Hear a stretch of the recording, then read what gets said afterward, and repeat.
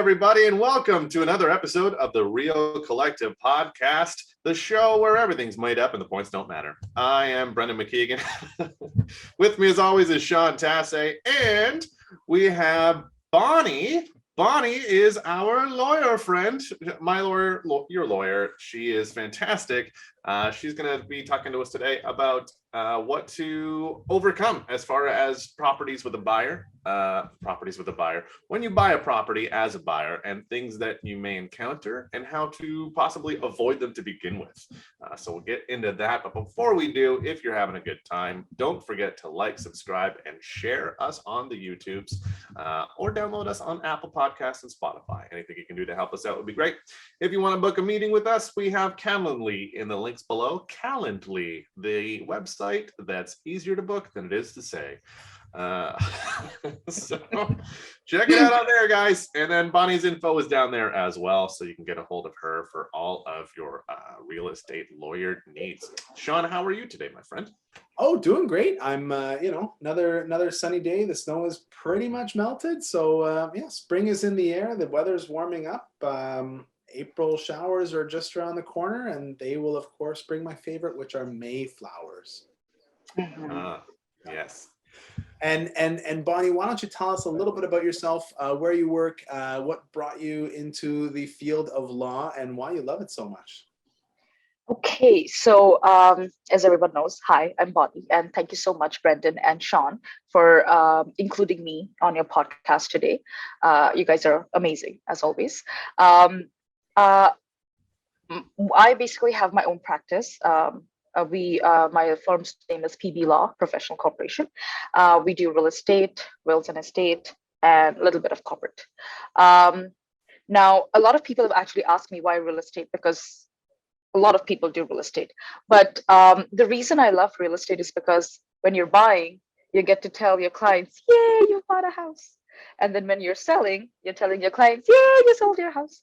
So it's basically like good news everywhere. Very, very rare is there like very bad news or any kind of sad news that happens. But that's one of the main reasons why I like real estate, is because it's great to talk to so many people. You talk to so many different kind of people. It's always good news mostly, and a lot of people say it's monotonous. I just really like real estate because it's just, I feel, an ever evolving thing. Mm-hmm. Awesome. Okay. That's pretty much it. I have been practicing real estate for almost 3 years now, and I have experience working in the Toronto market, and then we moved to Ottawa 3 years ago, and we've been doing real estate since then. Awesome. Great. So Perfect. You go, Brent. Oh, sure. I was just going to say, Bonny is somebody that Sean and I have recommended our clients to several times over because she's great. They know what they're doing over there. So we like to make sure that our clients are taken care of. And one of the things we wanted to cover today was some of the things that buyers run into on a regular basis after they purchase a home. And not only just talk about like what the things are and then just say, well, once you do, talk to your lawyer, but also how we can avoid them in the first place. So that's probably more important than just saying, talk to your lawyer, because I mean, I know as a realtor that when things come up, I don't like to do that afterwards either. I don't like to have to tell my clients, it's a lawyer issue. Like you're going to have to talk to them about it. It's not something that we want to do. So what we can do to avoid it is fantastic. So Bonny, one of the first things that the buyers come across obviously always seems to be some sort of damage to the property. Yes. So basically, one of the main reasons why a damage to the property could happen, and it's not huge damage that we're talking about, like you've seen the property, everything looks fine, you sign the agreement, and then the sellers are moving out.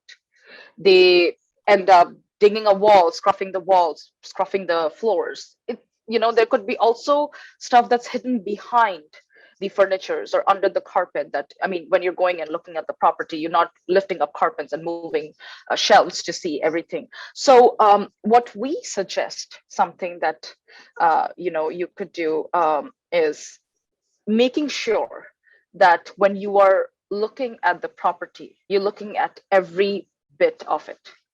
so that you can avoid facing this issue at the time of closing or even before closing. Now, the other thing is also, you could also do something that's called a final walkthrough, but do it closer to the closing date, because many a times the sellers have already vacated the property. So when you saw it the last time, it had furniture, it had stuff in it. You don't know exactly what you're looking for. But when it's a blank canvas, you can have a better look at the property. So do the walkthrough closer to the closing date so that you're not viewing the property again with stuff already in it. Maybe try doing it a couple of days in advance, hopefully during daytime, so you can see the property properly. There are many times lighting can also hide certain things and you're not looking at things properly. So yeah, this is one of the ways that you can actually definitely avoid any kind of issues, because if there is an issue, like there is there's a hole in the wall, someone put like furniture through it or something, then at least when you tell your lawyer about it or your real estate agent about it, then this can be dealt with prior to the closing. Because after closing, we don't know how things can go, but before closing, you can definitely do something about it. Awesome. And what about things like a surprise rental agreement, which wasn't included in the APS? For example, if there was a hot water tank and it was an ongoing rental contract and it wasn't known by the buyers. So this is like one of the worst ones, and I personally don't like dealing with them as well, but there's a very easy way to avoid it. There are only certain number of items which are going to be rental items. You have your hot water tank, you have your HVAC system, you've got air conditioning, water filtration, and these days we've noticed that a lot of home monitoring systems, alarm systems, which are also rental items. So for sure, 99% of the times agreements have a hot water tank included on it because that's the most common item.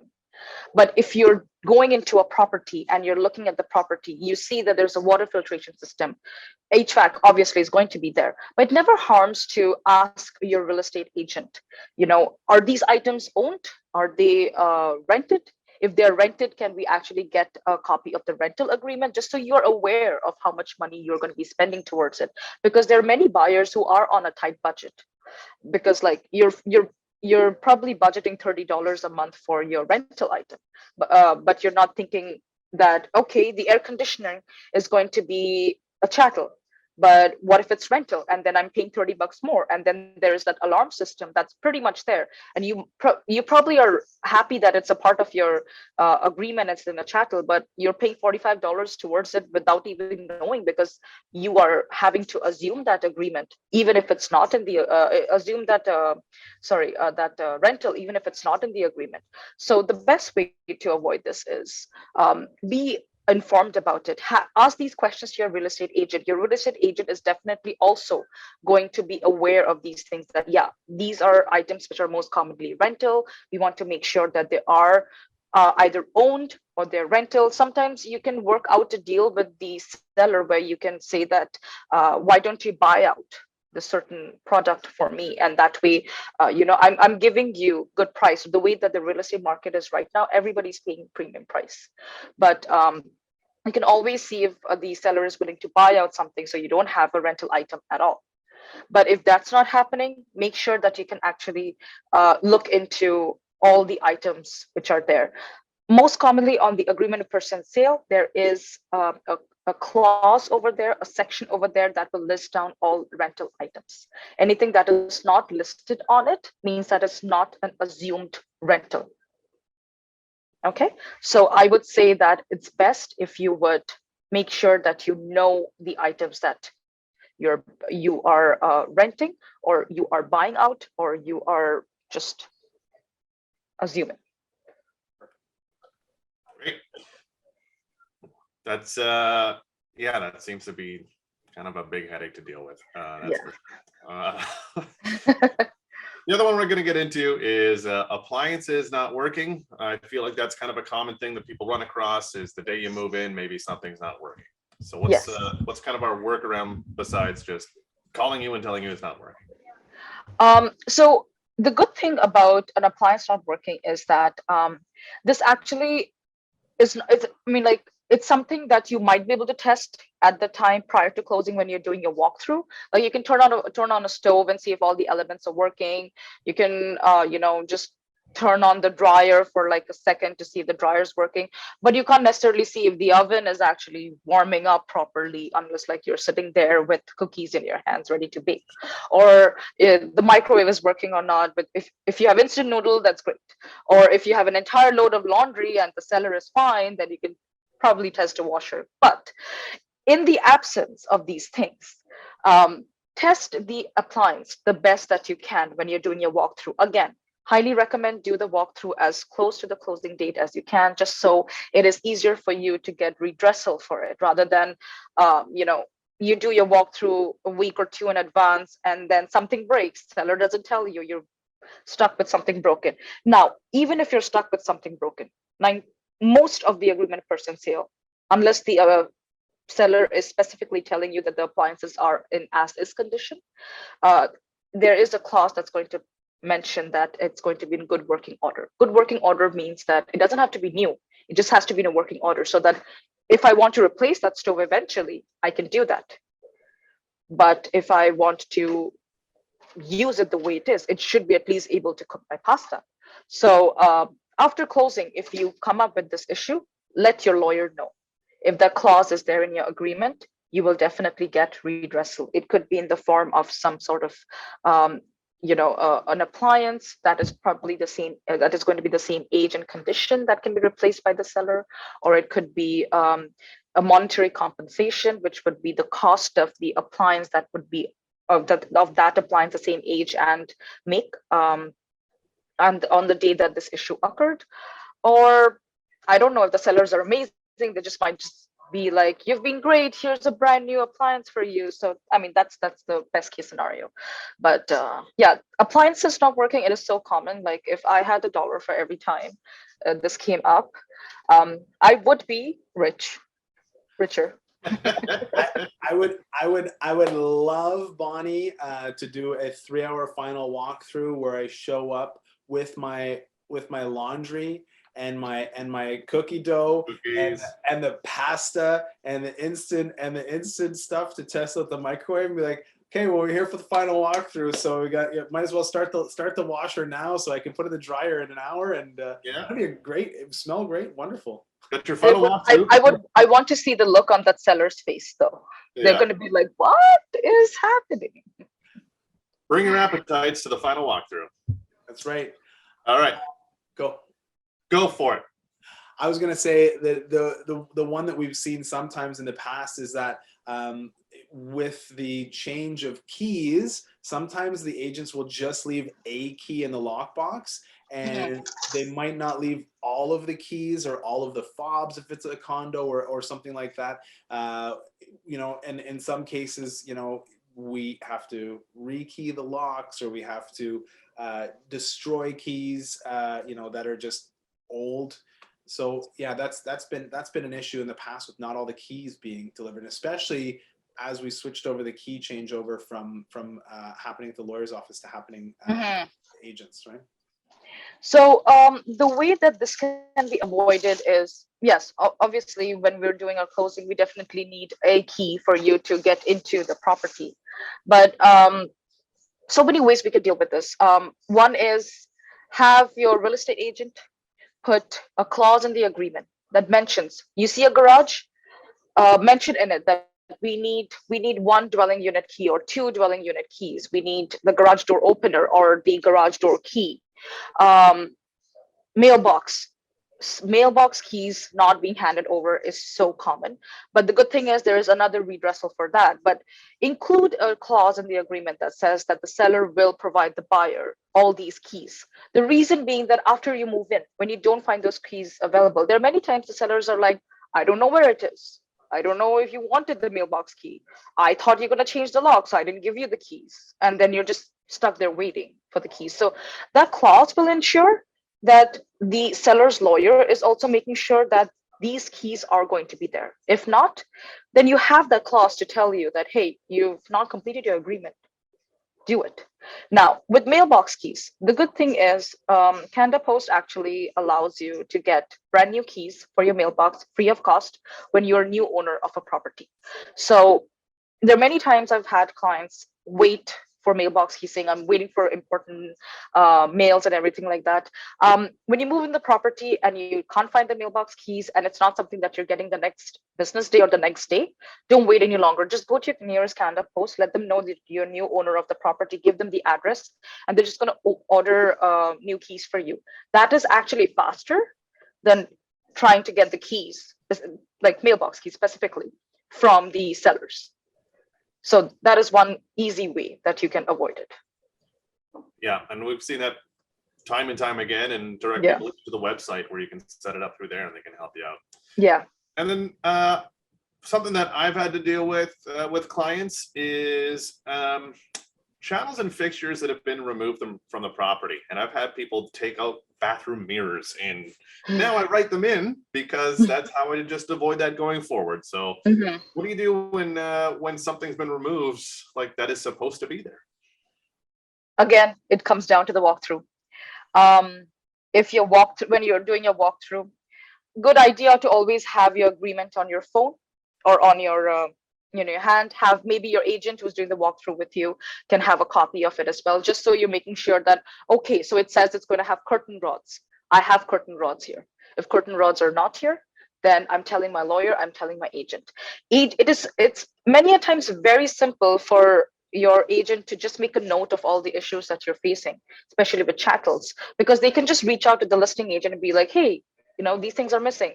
Where are these things? And it is a faster response when it comes to actually dealing with the agents than with the lawyers. So I always tell my clients that when there are things like chattels missing, go to your agent.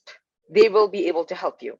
Involve the lawyer. Keep your lawyer informed, just in case if there is no redressal from the from the listing agent side, then the lawyers can step in and see what they can do. But when you're doing your final walkthrough, check for everything. If they remove the curtain, if they remove the curtain rods, if they remove those blinds that were so beautiful and they promised you, that at least before closing, you can go and tell the the agent and your lawyer that, hey, these were mentioned in the agreement, and you can definitely get redressal for them. After closing, it's in the agreement. You can still get something, but we don't know for sure what are the chances of the seller actually entertaining getting those things back. Perfect. Well, I think that's a great spot for us to take a little break so that we can come back into it with a little bit more conversation about what we just talked about, maybe a little overview and maybe some other things. We're going to hear from our sponsor right now, so we will be right back. Give us a like, subscribe, and share on the YouTubes and Apple Podcasts and Spotify. Download us there. We'll be right back. This episode of the Real Collective podcast is brought to you by Real Collective. Real Collective brings together best-in-class real estate agents and collective experts in the field to deliver the best possible service to our clients. We govern ourselves with honesty, open-mindedness, and compassion. With diverse skill sets, our agents are able to serve a wide array of clients, including first-time homebuyers, first-time sellers, transferees, estate sales, investors, and rural, vacation, and luxury properties. Authenticity and transparency are pillars of our process, which allow us to put our clients at the center of everything that we do. Our years of experience and knowledge allow us to deliver prestigious service and optimal results. If you're interested in buying or selling your home, contact us today at realcollective.ca. Welcome back, everybody, to the second half of the Real Collective podcast. Again, give us a like, subscribe, and share on everything. Apple Podcast, Spotify, here on the YouTube. You can book appointment with us below. You can find Bonny below and all of her info as well. So we're going to talk about some more things and just kind of summarize maybe more in depth about what we covered in the first half. Sean, you brought up a good point that you wanted to ask about. Yeah, so I think the first thing that I sort of wrote down is it's up to, so if someone out there is a buyer of a home, it's up to their agent to ensure that they're using the APS correctly and writing down all of these things for the protection of their buyer client. so that they are enforceable. Because all the stuff that we talked about, like, hey, if you go and find this out at the final walkthrough, if there's nothing written in there to protect the client, then there isn't anything that's really enforceable by the lawyer, right? That's true. Yes, yes. I completely agree with you. I know maybe Sean and Brendan, you've heard us say this a million times. Everything should be in writing. You have no idea how amazing and how powerful written words are, because someone comes and tells you there was no leak ever, and then turns out there was a leak, and then you go into court and you're like, this is what the guy told me. So it's very important. I completely agree with you. Yeah. And the Sorry, and one other thing, yes, as an agent, it is so important that you have to educate your client. You're the one who's telling your client, this is what you're signing. I have heard from clients before that they were not entirely aware of what they were signing because they were just handed the agreement, told to read it. And trust me, a lot of the buyers do not know, and even sellers don't know what they're signing, especially the parts where it says chattels and fixtures, and then the rental items. They don't know many times that they're signing things away or assuming things without even knowing that they're assuming those things. So it's very important that when the agent is signing an agreement with their client, they're explaining it to their client that this is what you are signing, just so there are no surprises, bad surprises later. the thing that scares me is there are some agents in our industry who don't know what they are signing. And I'm serious. I was telling you about this before. I heard a story about a listing agent who signed off on an APS, and an inclusion in that APS was a play structure in the backyard, a $20,000 play structure, and all the accessories and the swings and the slide and the blah blah blah, blah, like the whole big setup, and a fort underneath, and like a tent on top and all that kind of stuff. And it was like a $20,000 thing. And then the seller tried to offer it for sale to the buyer, and the buyer's agent was like, you mean the one that's included in the APS? And the seller's agent said, that's not included in the APS. And then so the buyer agent's like, yes, it is. Here's a screenshot of it, right? And so, taking the time to read through as the agent, what's included in there, and then taking the time to relay that information to your client, super important. And sometimes this industry moves so quickly that the agents let stuff fall, or they don't take the time to relay it to their clients. So yeah. There was more in there, Sean. You're the one who wrote them down. There's one thing that's great for a podcast, it's dead air, and I'm here to fill it. Yeah, I appreciate that. So another question I did have is about, we mentioned about the damage to the property. So if as an agent we go in and we see that there is damage to a property on the final walkthrough, if there's nothing written in the APS that can hold the seller accountable to make sure that the damage isn't there, what can we do? Or is it a question of making sure that we're writing something in particular into the APS for the protection of our clients? So basic thing is, when you're signing the agreement, the property is supposed to be in the same condition when you're signing the agreement. Right. So if there were no dings on the walls, there were no scuff marks on the floor when you are when you are signing the agreement, it shouldn't exist at the time when you're taking up the property. So if someone has made any sort of damage to the property at the time of moving, or you've noticed something at the time of your final walkthrough that was probably hidden behind a furniture, you have a very, very, as a buyer, everyone has the point to go back to their lawyer or to their agent and tell them, hey, we didn't see this. And obviously, I always recommend that take as many pictures as you can.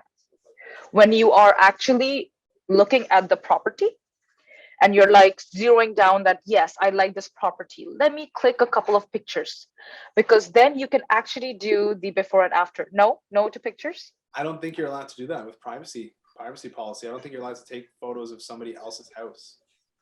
I could be wrong. You can take pictures at the time of your walkthrough. Like, how are you supposed to show out the damage, right? Yeah. So like I'll tell you what. Maybe let me rephrase.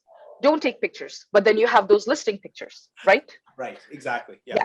So if there was a ding on the wall in the dining room, you would be able to see that unless someone photoshopped it purposely.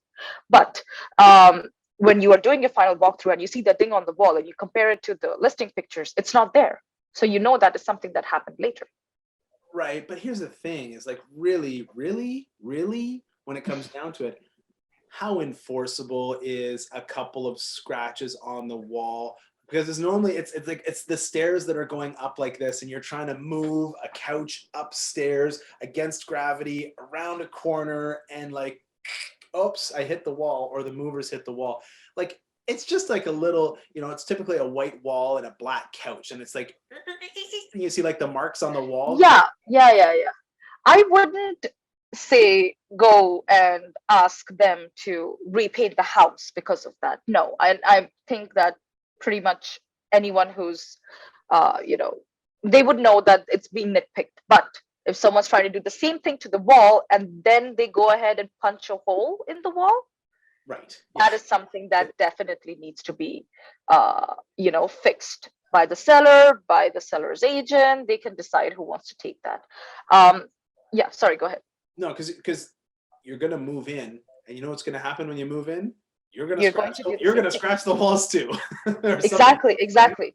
right? So, When I say scruff marks, there are times when we've seen like the example that you gave, a little bit of paint chipping off or something like that. It's not such a big deal. But we've seen some major, like a entire Almira being moved, and the wall is just being like scratched. That is, when I mean scratches, I mean scratches. yeah. And then when I'm talking about scuff marks on the floor, I'm not talking about something that just got like a little bit thing that is probably going to hide under, what do you call it? I'm forgetting words. It's going to hide under, Picture. You're gonna hang no, on the floor. What do you call that? a carpet. Sorry. A carpet. It's going to definitely, sorry, I have my moments, okay? Yeah. I'm going to hide under a carpet. But if it's going to be like, it's really ruined your floor, and that was like really beautiful hardwood floors, you've got to do something about it, because when you eventually end up selling that property in the future and you don't fix that hardwood floor, that beautiful hardwood floor is not beautiful anymore. That's a whole other podcast. That's the staging. Yes. I'm sorry. I'm getting a little down mixed over up the here. scratch. Yes, and also the word is carpet. I kept thinking mat, and I'm like, you don't put mats on the floor. You don't put big, huge mats on the floor. Wintertime you do. And then the other piece, and I had this very early on in my career, is these really terrible rental agreements where a hot water tank rental agreement has a term of 10 years and ends up costing the homeowner $10,000 with a $7,000 buyout on a $1,500 machine. Some really brutal stuff that these door-to-door salesmen will come and sell. And really early on in my career, I didn't check into it. I didn't understand that this was even be a thing that I had to do. And I learned the lesson the hard way. And I had to buy myself I had to buy my client a hot water tank. What other ways can we protect our clients in terms of mitigating any rental items which either weren't included or come with sort of a handcuff agreement? I would say ask your agent to negotiate to have the seller buy it out. Right. Definitely buying it out would be cheaper for everyone. And this is where hiring a very good agent comes into play, because a good agent would know how they have to approach the situation, how they have to approach it to the listing agent without making it sound like it's a win-win for the purchaser, right? So the easiest way to make sure that a buyer does not get locked into one of those heinous, is the word I use, heinous rental agreements, because they are bleeding you. It's best to see if you can actually have the seller buy it out, and you are basically now owning the entire equipment. And do you know any good agents that people might be able to hire? Oh yes, so there's one by the name Sean Tassé, and then there's amazing one by the name Brendan McKeigan, and Brendan also throws in a couple of jokes. That's us. It's a shot. It's a Hey, shot. that's a good spot to wrap it up. I like that. Perfect. Well, thank you, Bonnie, for being on the show today and sharing all that with us. That was fantastic. Thank Really, you so much. thank you for that. Anyone who wants to talk to Bonnie about their own legal needs, her info is going to be in the comment section below or in the description below.